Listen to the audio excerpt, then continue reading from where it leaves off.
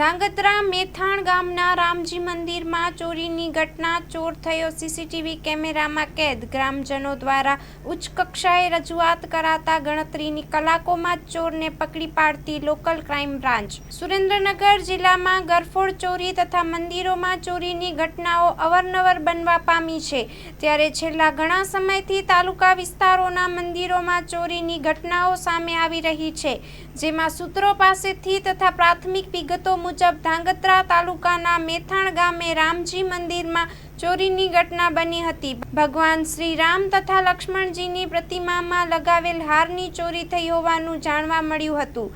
સવારના મંદિરના પૂજારી મંદિરે ખોલાતી તાળું નીચે પડ્યું હતું. મંદિર ખોલતા જ તાળું નીચે પડ્યું હતું અને ચોર સીસીટીવી કેમેરામાં કેદ થયો હતો.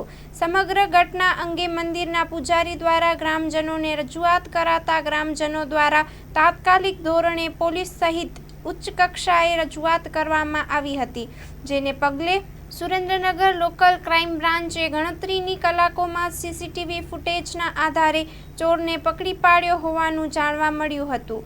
હાલ તો સમગ્ર મામલે પોલીસ દ્વારા હાથ ધરવામાં આવી છે. અવારનવાર બનતી ઘટનાઓમાં ચોરી પણ સનાતન ધર્મ માટે ચિંતાનો વિષય છે. બ્યુરો રિપોર્ટ દિનેશ ગામવા સાથે જયેશકુમાર ઝાલા, ધાંગધ્રા.